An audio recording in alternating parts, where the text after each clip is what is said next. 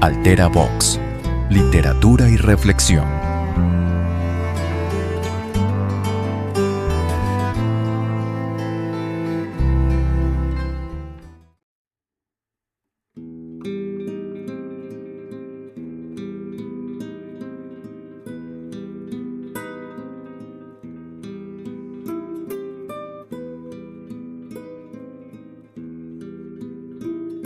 Trajeron agua del río y se lavó, despacio.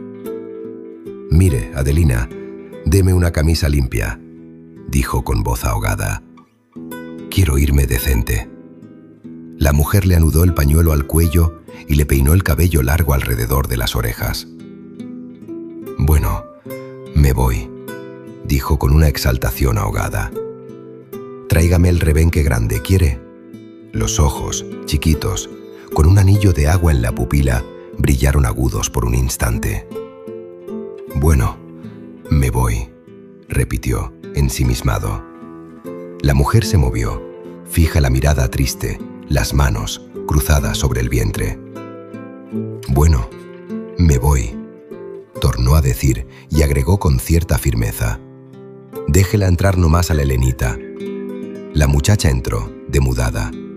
Quedó inmóvil junto a su padre y gruesas lágrimas empezaron a mojarle la cara. «¿Por qué llora, pues?», dijo él suavecito. «Enjúguese.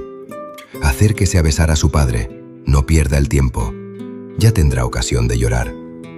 Béseme de una vez y hágalo entrar al Emilio». La separó despacito de su rostro y la muchacha salió, hipando. Afuera se detuvo frente a su hermano y a su madre y dijo, aspirando las sílabas: «Se va». La puerta del rancho volvió a chirriar y entró el varón, serio, indeciso, mirando con insistencia al suelo, balanceándose como si tuviese que tomar impulso para dar un salto. El padre lo miró de hito en hito y de repente exclamó con la voz alterada: «Vea, muchacho, deme su mano. ¿Qué embromar? Sí es un alivio». Y al apretar la mano, añadió: «Esto me basta». Y como sabía que su hijo no iba a soltar palabra, dijo por él: «Y que me vaya lindo». Fue un apretón de manos corto, firme. «Deje entrar ahora a su madre, que está esperando». Salió el mozo, con la boca apretada, respirando fuerte y esquivando los ojos. Se plantó frente a su madre y a su hermana y masculló entre dientes, como con rabia: «Se va». Y entró la madre. Se aproximó lentamente al hombre, los ojos colorados, la boca estremecida. «Siéntese», murmuró él. «Quédese un ratito así, no me diga nada, ¿comprende?».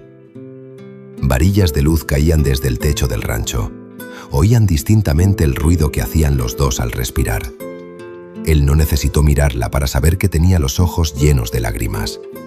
Le dijo con dulzura: «Mire, Adelina, usted no pudo ser mejor de lo que fue. Mire, y ojalá yo hubiese sido como usted quiso que fuera, ¿verdad? ¿Verdad?». Hizo un instante de silencio y luego: «Está bueno.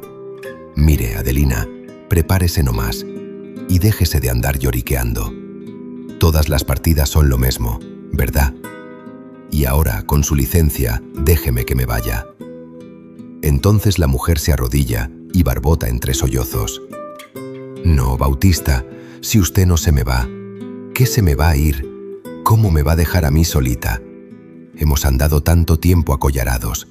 No, si usted no se me va».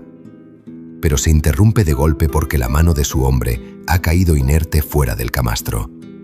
Ahora se enjuga los ojos, sale del rancho, enfrenta desesperada a sus hijos y dice con voz ronca: «Se jue».